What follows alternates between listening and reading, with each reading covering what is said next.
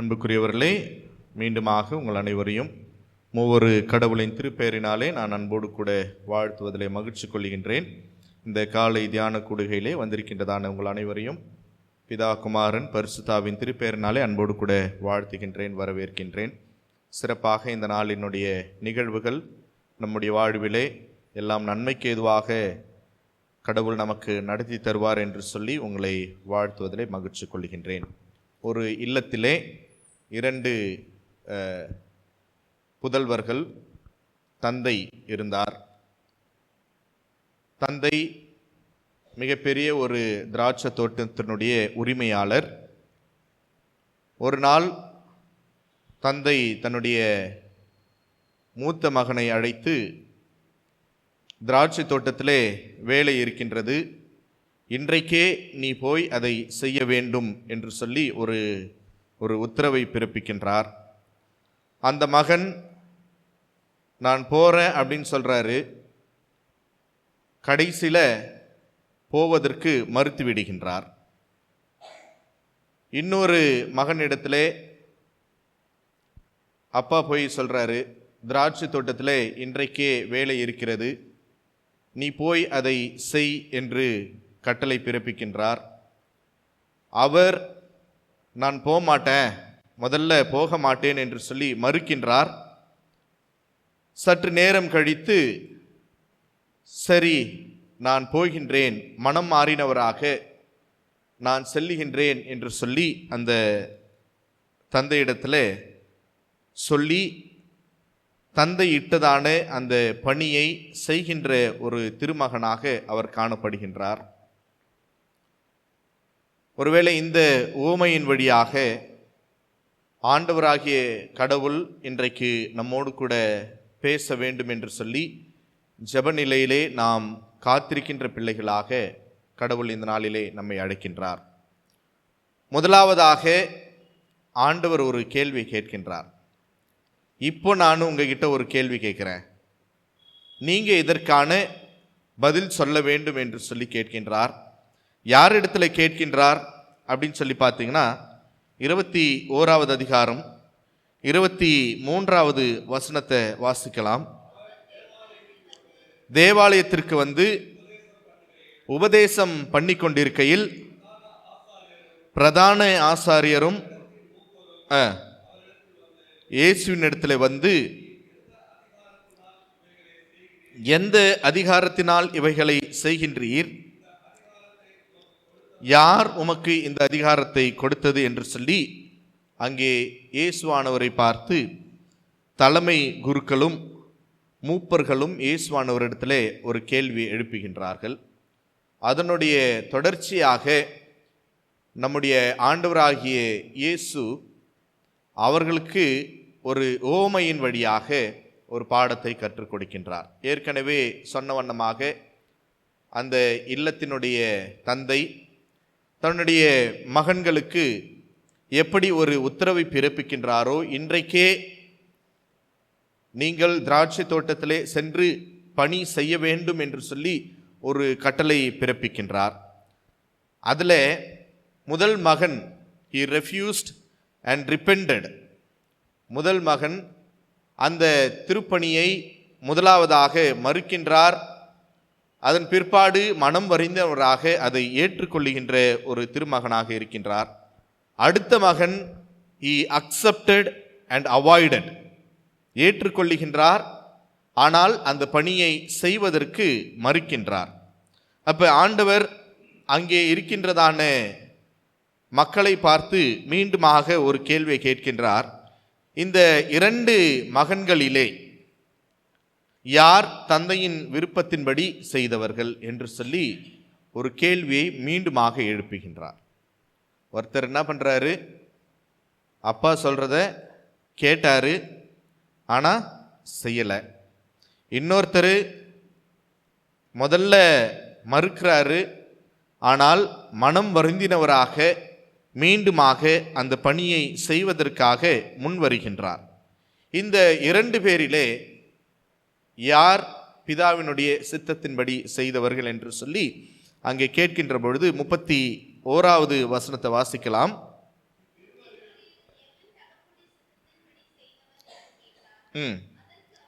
அதற்கு அவர்கள் மூத்தவரே என்று விடையளித்தனர். இயேசு அவர்களிடத்திலே, வரி தண்டுவோரும் விலைமகளிரும் உங்களுக்கு முன்பாகவே இறையாட்சிக்கு உட்படுவர் என்று உறுதியாக உங்களுக்கு நான் சொல்லுகின்றேன். அதுதான் மிக மிக முக்கியமான ஒரு கருத்தாக இந்த ஓமையின் வழியாக கடவுள் நம்மோடு கூட பேசுவது. உங்களுக்கு முன்பாகவே வரி தண்டுவோரும் விலை மகளிரும் உங்களுக்கு முன்பாகவே இறையாட்சிக்கு உட்படுகின்றார்கள் என்று சொல்லுகின்றார். ஏன் அதை சொல்லுகின்றார்? ஒருவேளை இந்த 2 புதல்வர்கள் வழியாக ஆண்டவர் அந்த ஓமையை அங்கே இருக்கின்றதான மக்களை பார்த்து சொன்னதன் உண்மை என்ன அப்படின்னு சொன்னீங்கன்னா, திருச்சட்டத்தை நீங்கள் நன்கு அறிந்திருக்கிறீர்கள், கடவுளினுடைய தன்மைகளை நீங்கள் நன்கு அறிந்திருக்கிறீர்கள், ஓய்வு நாளிலே நீங்கள் என்ன செய்ய வேண்டும் என்று சொல்லி நீங்கள் நன்கு அறிந்திருக்கிறீர்கள். ஆனால் உங்களுக்கெல்லாம் அதை பின்பற்றுவதற்குரியதான மனது உங்களுக்கு இல்லை என்று சொல்லுகின்றார். You know what is law, you know who is God, you know what you have to do to God. கடவுளுக்காக நீங்கள் எதை செய்ய வேண்டும், திருச்சட்டம் என்றால் என்ன என்பது உங்களுக்கு நன்கு அறிந்திருக்கிறீர்கள். இது எல்லாவற்றையும் நீங்கள் கற்று அறிந்திருக்கிறீர்களே ஒழிய அவை உங்களுடைய வாழ்விலே, அன்றாட வாழ்விலே அதை நீங்கள் செயல்முறைப்படுத்தவில்லை என்று சொல்லி இந்த பகுதியிலே சொல்லுகின்றார். ஆனால் கிறிஸ்துவை அறியாதவர்கள், இந்த யாவே கடவுள் யார் என்று சொல்லி அறியாதவர்கள், நற்செய்தியானது அவர்களுக்கு அறிவித்த பொழுது அவர்கள் ஏற்றுக்கொள்வதற்கு சற்று கடினமாக இருக்கின்றது. ஆனால் நற்செய்தியை அவர்கள் ஏற்றுக்கொண்டார்கள். அதுதான் 2 புதல்வர் வழியாக சொல்லுகின்றார். அப்ப நற்செய்தி உங்களுக்கும் அறிவிக்கப்படுகின்றது. உங்களுக்கு கடவுள் யார் என்று சொல்லி தெரியும், கடவுளை நீங்கள் எப்படி வழிபட வேண்டும் என்று சொல்லி தெரியும், திருச்சட்டத்தை நீங்கள் எப்படி மதிக்க வேண்டும் என்று சொல்லி உங்களுக்கு தெரியும். ஆனாலும் நீங்கள் அவைகளின்படி ஒன்றையும் நீங்கள் செய்யவில்லை. சொல் ஒன்றாக இருக்கின்றது, செயல் ஒன்றாக இருக்கின்றது என்று சொல்லி அவர்களை பார்த்து சொல்லுகின்றார். அப்ப இன்றைக்கு நம்முடைய வாழ்விலே ஆண்டவர் சொல் ஒன்றும் செயல் ஒன்றும் நம்முடைய வாழ்விலே எப்பொழுதுமே இருக்கக்கூடாது. நாம் எந்த புதல்வர்களாக நாம் இருக்கின்றோம்?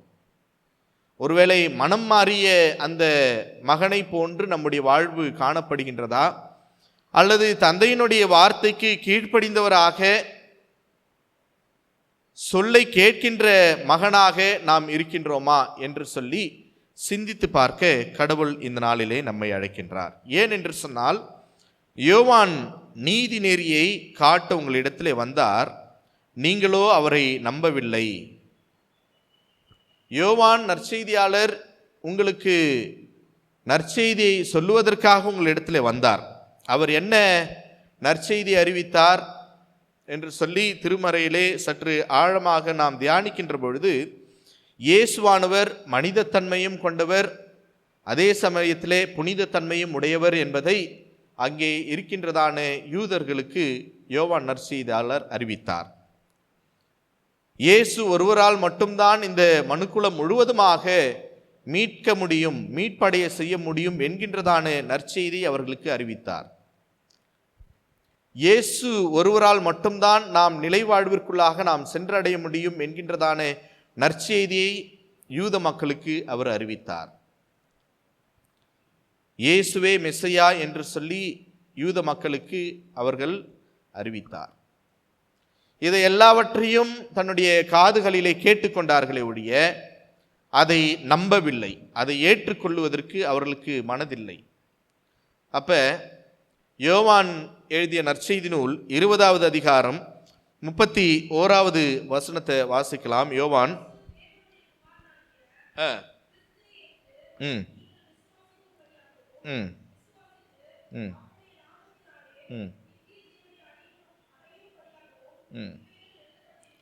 ஒருவேளை யோவான் எழுதிய நற்செய்தி நூலினுடைய கடைசி பகுதி இந்த பகுதி. அதுக்கப்புறம் 21வது அதிகாரம் அது ஒரு விதமான பிற்சேர்க்கை அனெக்ஷராக அந்த பகுதியை சேர்த்து விடுகின்றார்கள். அங்கே முடிவுரை நூலினுடைய நோக்கம் என்ன அப்படின்னு சொல்லி பார்த்தீங்கன்னா, இயேசுவே இறைமகனாகிய மெசியா என நீங்கள் நம்புவதற்காகவும் நம்பி அவர் பெயரால் வாழ்வு பெறுவதற்காகவே இந்த நூலில் உள்ளவை எழுதப்பட்டிருக்கின்றது என்று சொல்லி யோவான் நற்செய்தியாளர் அந்த நூலை முடிக்கிறார். அந்த நற்செய்தி பகுதியை அங்கே முடிக்கின்றார். இயேசுவே மெசியா என்று சொல்லி நீங்கள் ஏற்றுக்கொள்ள வேண்டும். நீங்கள் எல்லாவற்றையும் கேட்டிருக்கிறீர்கள், நீங்கள் எல்லாவற்றையும் பார்த்திருக்கிறீர்களே ஒழிய அவையை அந்த கேட்டவைகளையும் பார்த்தவைகளையும் விசுவாசிக்காமல் அதன்படி செய்யாதபடிக்கு உங்களுடைய உள்ளங்களானது கடினமான உள்ளங்களாக உங்களுடைய உள்ளங்கள் அமைந்திருக்கிறது. ஆனால் அங்கே இருக்கின்றதான வரி தண்டுபவர்களும் விலை மாந்தர்களும் ஆண்டவருடைய நற்செய்தியை கேட்டு அதை ஏற்றுக்கொண்டார்கள் என்று சொல்லி அழகாக அந்த பகுதியிலே முடிக்கின்றார். ஒருவேளை மத்தேயுவினுடைய பணி என்ன அப்படின்னு சொல்லி பார்த்தீங்கன்னா, அவர் ஒரு வரி வசூல் செய்பவர். நேச்சராகவே கடவுள் அவர்களை மத்தேயுவை ஊழியத்திற்காக அழைத்த பொழுது அவர் என்ன வேலை செஞ்சிட்டு இருந்தார்? வரி வசூல் பண்ணி கொண்டிருந்தார். மத்தேயுவை அழைத்த ஆண்டவர் உடனடியாக தன்னுடைய பணிகளை விட்டுவிட்டு இயேசுவை பின்தொடர்ந்தார் என்று சொல்லி பார்க்கின்றோம். மார்க் எழுதிய நற்செய்தி நூல் 2வது அதிகாரம் 15வது வசனத்திலே நாம் பார்க்கின்ற பொழுது, மார்க் 2வது அதிகாரம் 15வது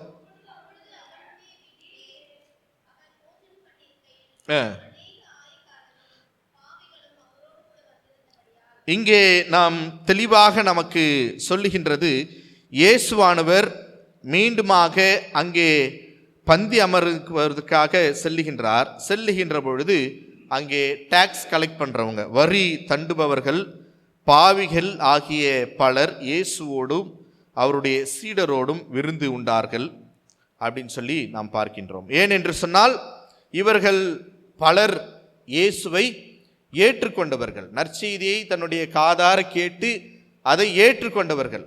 அப்போ அங்கே சொல்லும் பொழுது சொல்கிறாரு, வரி வசூல் பண்ணுறவங்களும் என்ன பண்ணிட்டாங்க?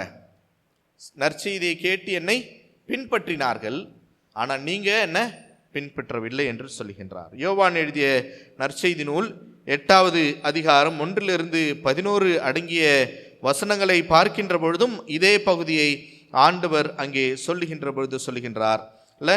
யோவான் 8வது அதிகாரம் 1லிருந்து 11 அடங்கிய வசனத்திலே நாம் பார்க்கின்ற பொழுது அங்கே விபச்சாரத்திலே பிடிபட்ட ஒரு மகளை குறித்து ஆண்டவர் சொல்லுகின்றார். அங்கே விபச்சாரத்திலே பிடிப்பட்ட ஒரு மகளை அங்கே நியாயம் தீர்ப்பதற்காக யூதர்கள் கொண்டு வருகின்ற பொழுது மோசேயினுடைய சட்டத்தின்படியாக இவங்க என்ன பண்ணப்பட வேண்டும்? கல்லெறிந்து கொல்லப்பட வேண்டும் என்று சொல்லுகின்றார். அப்போ இயேசுவானவர் தரையிலே குனிந்து ஒரு காரியத்தை எழுதுகின்றார். உங்களிலே யார் பாவம் செய்யவில்லையோ முதலில் அவள் மீது கல்லெறியட்டும் அப்படின்னு சொல்கிறார். கொஞ்சம் கொஞ்சமாக என்ன பண்ணிடுறாங்க? போயிடுறாங்க.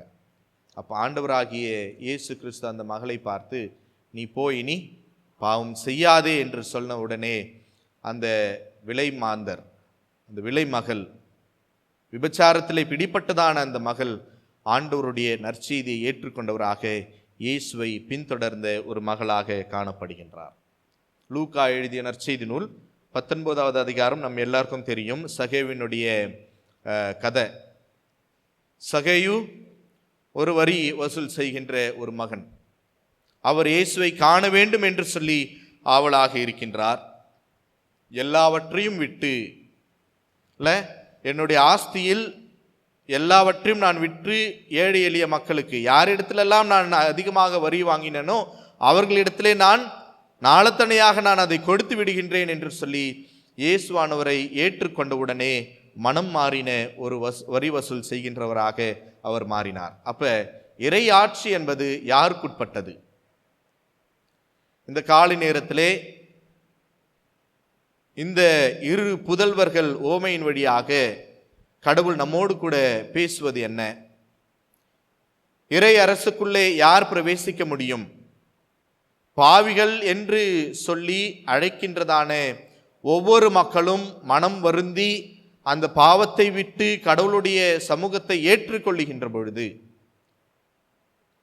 ஆண்டவருடைய நாமத்தை விசுவாசிக்கின்ற பொழுது அவர்களுக்கே இறை அரசு என்பதை உறுதிப்படுத்துகின்ற ஆண்டவராக இருக்கின்றார்.